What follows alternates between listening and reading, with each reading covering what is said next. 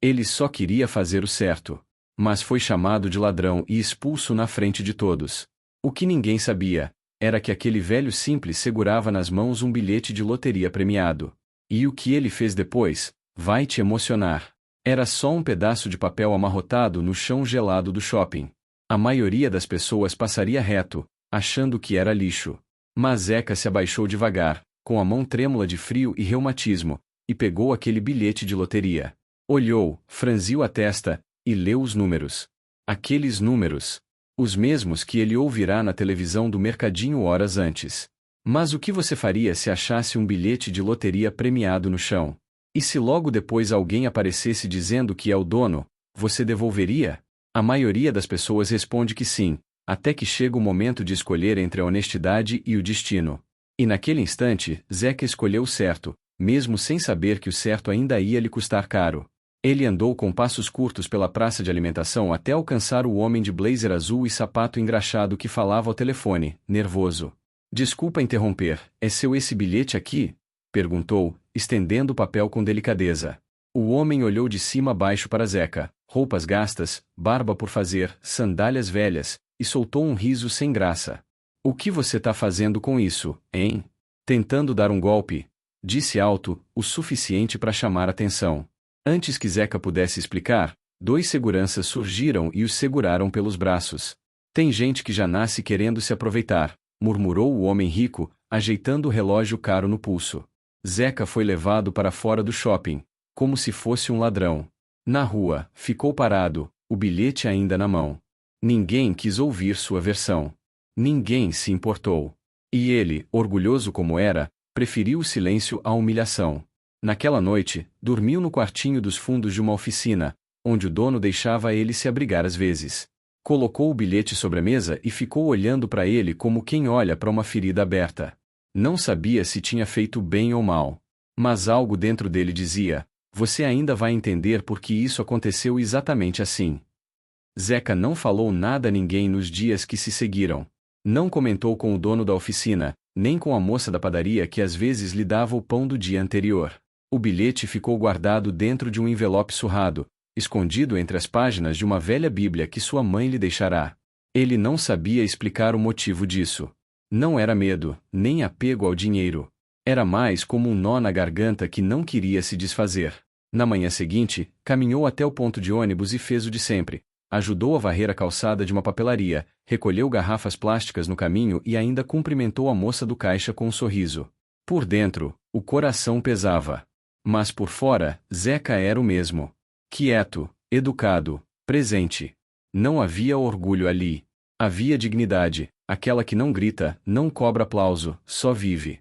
À noite, voltou ao seu canto e deitou no colchonete, com o envelope ainda perto, como se fosse apenas mais um objeto entre tantos sem valor. O que fazia doer não era o dinheiro, era a forma como foi tratado. Ele sabia que o homem do blazer azul não o viu como alguém, viu como um estorvo, um risco, um problema a ser removido. E por mais que tentasse não pensar nisso, a cena se repetia toda vez que fechava os olhos. A humilhação pública, a voz grossa o acusando, o toque dos seguranças empurrando seu braço magro. Zeca poderia ter ido à polícia. Poderia ter contado para a televisão, mostrado o bilhete e dito: fui acusado injustamente. Mas ele não queria justiça de vitrine. Não queria plateia nem revanche. Queria paz. E talvez por isso, passou dias inteiros apenas observando o mundo ao redor, como se esperasse algo que nem sabia nomear. Num sábado à tarde, ouviu uma conversa entre 2 homens na borracharia ao lado. Falavam sobre o sorteio da loteria que tinha dado prêmio acumulado. Diziam que o bilhete premiado ainda não havia sido reclamado. Zeca olhou para o chão, respirou fundo e sentiu um arrepio. Voltou para o quartinho, pegou o envelope e checou os números mais uma vez. Estavam todos ali, na ordem certa. Não havia dúvidas. O que mais o incomodava era saber que aquele mesmo homem que o humilhou poderia ter ficado com o bilhete, se tivesse tido um pouco mais de respeito, um mínimo de escuta. Mas preferiu o julgamento. Preferiu ver um velho humilde como ameaça. Na semana seguinte, Zeca foi até a lotérica. Chegou cedo, antes da fila se formar. Com o boné gasto cobrindo parte do rosto e os óculos tortos no nariz, entregou o bilhete com as mãos firmes. A moça do balcão levou alguns segundos olhando os números. Depois, ficou pálida. Chamou o gerente, que veio às pressas. Trocaram sussurros, olhares. Pediram para ele aguardar um pouco. Zeca se sentou no canto, com a calma de quem espera o ônibus da linha certa. Não havia sorriso, nem ansiedade. Quando o gerente voltou e confirmou o prêmio, perguntando se ele queria mesmo resgatar, Zeca apenas respondeu: se for meu, é porque ficou comigo por um motivo. Eu não preciso de tudo. Só quero fazer o que é certo com isso. Saiu dali sem alarde, com uma pasta simples nas mãos e o futuro todo mudando sem barulho. Não voltou direto para a oficina. Foi até o bairro onde cresceu, passou na escola onde estudou quando era pequeno, e depois parou diante de uma casa abandonada. Era a antiga moradia de seus pais. Ficou ali em silêncio, olhando a fachada descascada, como se pudesse conversar com o passado através das paredes. Ele não comprou carros, não fez viagens, não postou nada. Zeca era do tipo que sabia o peso de cada centavo, porque conhecia o valor das coisas que o dinheiro nunca podia comprar. Nos dias que vieram depois, seu silêncio não era de omissão, era de escolha. Ele tinha um plano, mas não era sobre si. Era sobre devolver ao mundo o que o mundo tinha lhe negado por tanto tempo: respeito. Enquanto isso, o homem do blazer azul aparecia nas manchetes, tentando lidar com escândalos de corrupção na própria empresa. Investidores o abandonaram.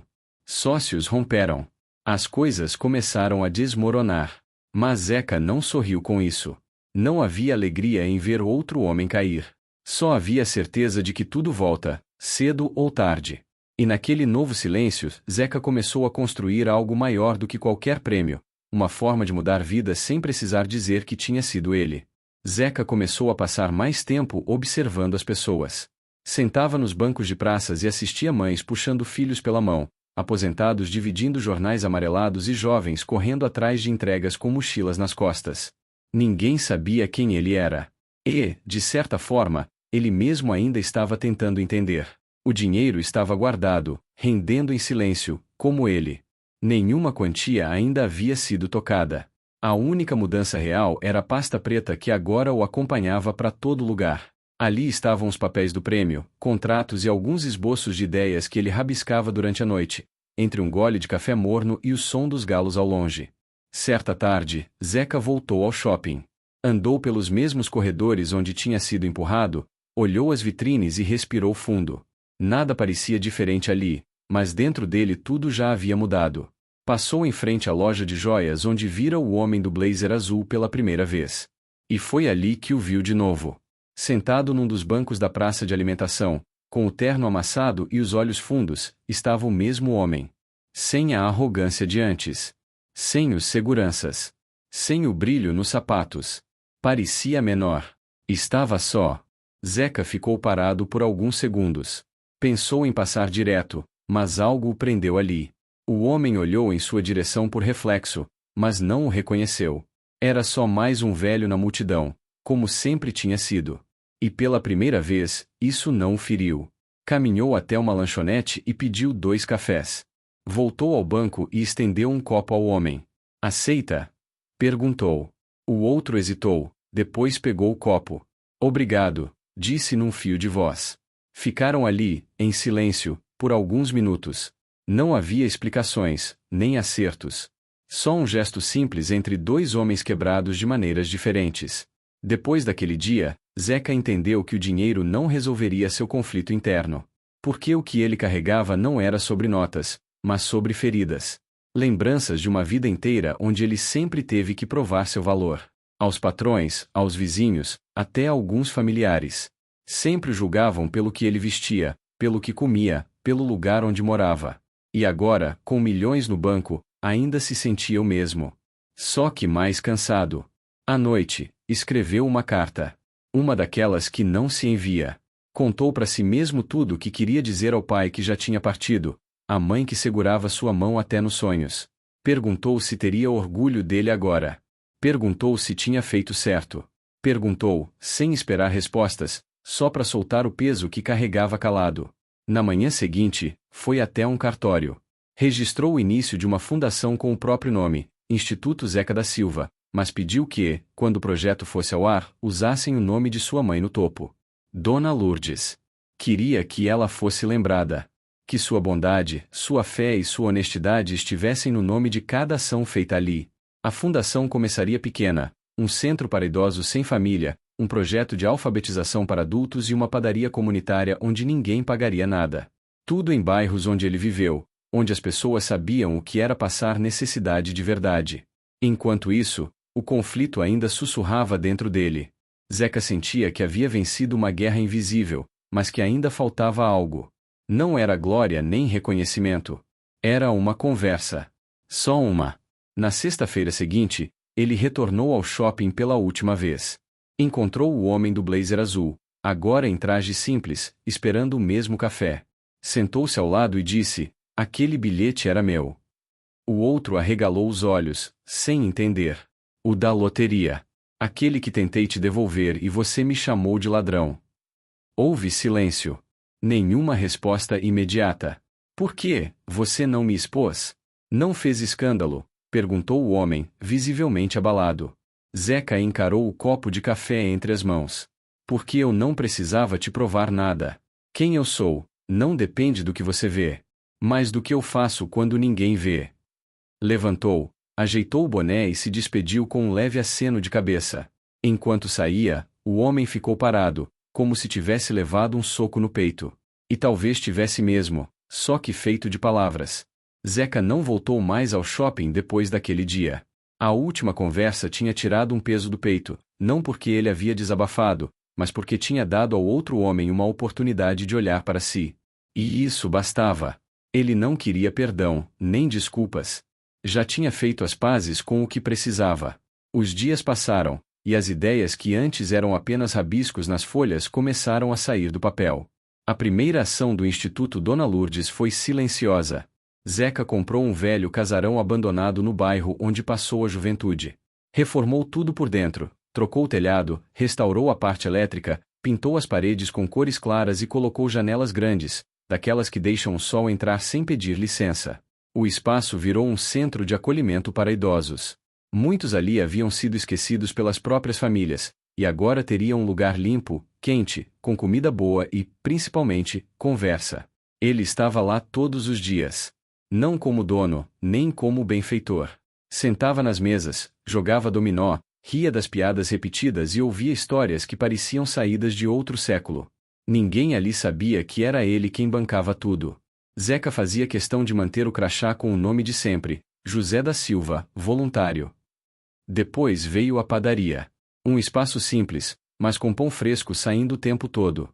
Funcionava das 6 da manhã até o meio-dia, e quem entrava não via caixa, nem preço. Só um bilhete escrito à mão na parede.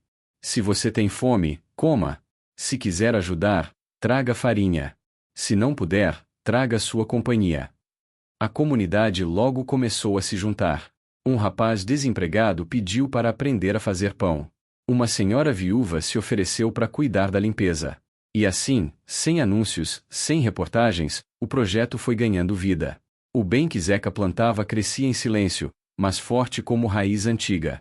Ele ainda guardava o dinheiro. Boa parte estava intocada. Não precisava dele. Bastava o suficiente para manter os projetos e viver com dignidade. Comprou uma bicicleta usada, trocou o colchão duro por um novo e colocou uma TV pequena no quartinho. Era tudo o que queria. Não precisava de mais. O que poucos sabiam era que Zeca também ajudava sem que as pessoas soubessem. Pagava dívidas de luz de vizinhos, comprava cestas básicas e deixava na porta durante a madrugada. Consertou o telhado da escola onde estudou, bancou bolsas de estudo para 3 jovens do bairro e nunca assinou nada. Ninguém ligava aquilo a ele. E era exatamente isso que ele queria. Uma noite, sentado na calçada em frente ao centro de acolhimento, ouviu um dos idosos dizer: "Alguém aí lá de cima gosta muito da gente." Zeca sorriu, sem dizer uma palavra. Não era preciso. Enquanto isso, o homem do blazer azul enfrentava o contrário. Sua empresa afundava em dívidas. Reportagens expunham desvios, contratos escusos e acordos sem ética. Antigos aliados se afastaram. A queda era inevitável. Mas Zeca nunca torceu contra. Continuava seu caminho, mesmo quando a dor antiga voltava em forma de lembrança. Aprenderá que o ódio é um peso que o coração não aguenta carregar por muito tempo. Certo dia, uma moça apareceu na padaria com uma criança nos braços. Estava com os olhos fundos, roupas gastas, e o menino chorava de fome. Ela hesitou na porta, como se tivesse vergonha de entrar. Zeca se aproximou, abriu o sorriso e perguntou: pão doce ou salgado? Ela não respondeu. Chorou. Sentou-se. E ali ficou até o menino dormir nos seus braços. Ele nunca mais esqueceu aquela imagem. Era por isso que fazia tudo. Não para provar nada, mas porque sabia como era não ter onde cair. E sabia que muita gente, diferente dele, não tinha sequer a chance de tentar de novo. O instituto começou a ser comentado. Repórteres apareciam de vez em quando, tentando descobrir quem era o responsável. Zeca se escondia, mudava de turno, evitava as câmeras. Quando perguntavam se ele conhecia o tal fundador, ele dizia: não conheço, não. Mas se ele estiver por aí, espero que esteja em paz. E de fato estava. Zeca descobriu que a maior vitória não era o prêmio da loteria, nem o bilhete encontrado. Era ter resistido à amargura, ter escolhido levantar em vez de se vingar. Era saber que, mesmo quando teve a chance de pisar, preferiu estender a mão. O tempo passou, e a cidade continuou com seu ritmo apressado. Carros indo e vindo, pessoas correndo para não perder o ônibus, lojas abrindo, lojas fechando. Mas em um canto específico daquele mundo apressado, algo permanecia diferente. O Instituto Dona Lourdes agora funcionava como um ponto de acolhimento tão natural quanto um abraço. E por mais que ninguém soubesse ao certo quem era o responsável, a cidade inteira já sentia sua presença. Zeca mantinha sua rotina simples.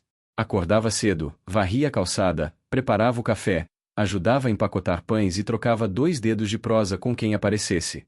Não aceitava agradecimentos exagerados, nem se deixava levar por elogios. Respondia sempre com um sorriso tímido e um tamo junto. Numa manhã de sábado, sentou-se à mesa com Dona Maria, uma das idosas do centro. Ela fazia crochê enquanto falava sobre o neto que não via havia anos. A gente só precisa de alguém que olhe pra gente como gente, né, Zeca? Ele não respondeu de imediato. Só passou a mão no ombro dela e ficou ali. Às vezes, a resposta era o silêncio certo na hora certa. Enquanto isso, nos altos prédios da cidade, outro silêncio se espalhava, o do fracasso do homem que antes parecia inabalável. O tal do blazer azul, agora, usava camisas puídas e tentava se manter com consultorias pequenas. As empresas que ele comandava estavam todas à venda. E o mais curioso era que ninguém falava dele com saudade. Os sócios antigos o chamavam de arrogante, os funcionários de frio, e o mercado o esqueceu como se nunca tivesse existido. Um dia, esse mesmo homem apareceu na padaria comunitária. Roupa simples, barba por fazer, olhos fundos. Zeca o viu entrar, mas fingiu não reconhecer. Estava na pia, lavando as formas do pão. O homem se aproximou devagar, pegou um pão e disse: ouvi dizer que aqui ninguém paga. Zeca apenas apontou a mesa com um gesto de cabeça. Pode sentar. Tem café pronto também. E foi isso. Não houve cobrança. Não houve humilhação devolvida. Nenhuma frase do tipo lembra de mim. Só um velho lavando louça e outro comendo em silêncio. 2 histórias que já tinham se cruzado demais, agora dividindo o mesmo ar, cada um carregando suas cicatrizes. A justiça estava ali, não nos tribunais, não na TV, mas naquele momento silencioso, onde quem tinha o poder de esmagar, escolheu não fazê-lo. A cidade começou a falar cada vez mais do Instituto. Diziam que tinha algo diferente ali, que não era só caridade. Era cuidado. Era respeito. Era afeto de verdade. As histórias se espalhavam. O senhor que aprendeu a ler aos 82, a mãe solteira que conseguiu emprego depois de passar meses comendo ali, o menino que ganhou um par de tênis novos e saiu correndo como se tivesse recebido asas. Zeca via tudo de longe. Às vezes sentado sob a sombra de uma árvore, às vezes de dentro da cozinha. Sempre atento, sempre presente. Mas nunca querendo palco. Ele sabia que o que mais transformava não era o que os outros viam, era o que sentiam. E quem entrava ali, saía diferente. Certa tarde, um repórter insistente o reconheceu. Fez perguntas, pediu uma entrevista, falou sobre a história incrível do bilhete premiado e do homem silencioso. Zeca riu, negou com a cabeça e respondeu apenas: História boa é a de quem levanta depois de cair. A minha já passou. Agora é a vez dos outros. Aos poucos, ele foi se retirando do centro do movimento. Passou as tarefas para os jovens que tinham sido ajudados. Deu espaço para que outras mãos cuidassem daquilo que ele começou. Voltou para sua vida simples, com a bicicleta, o café coado, a rádio e no volume baixo e o mesmo boné de sempre. E então, uma manhã qualquer, Zeca simplesmente não apareceu. Nem na padaria, nem no centro, nem na praça. Encontraram seu quartinho arrumado, o colchão esticado, a Bíblia aberta em Salmos, e sobre a mesinha, uma carta. Era curta. Se vocês estão lendo isso, é porque meu tempo por aqui terminou. Mas tudo o que fiz, fiz com fé. Continuem. Não pelo meu nome, mas por tudo que ainda precisa ser feito por aí. E por favor, nunca deixem de servir pão quentinho. Isso aquece mais que dinheiro. O bairro parou naquele dia. Houve choro, oração, e muito mais do que isso, houve gratidão. Mas ninguém mandou fazer estátua. Ninguém fez busto de bronze. Fizeram algo melhor, continuaram o trabalho. E é assim que termina a história do homem que foi acusado de ladrão por ser pobre, e terminou como um dos maiores ricos que o mundo já viu, mas não por conta da loteria. Se você estivesse lá, teria reconhecido Zeca? Ou será que, como muitos, só enxergaria um velho com roupa simples e olhar calmo? Comenta aí, quero saber o que você viu nessa história. Se essa história tocou o seu coração assim como tocou o nosso, se inscreva no canal para ajudar a espalhar mais histórias que fazem a gente lembrar do que realmente importa. Curta o vídeo, compartilhe com alguém especial e comenta aí, o que você teria feito no lugar do Zeca? Tô curioso para saber a sua opinião.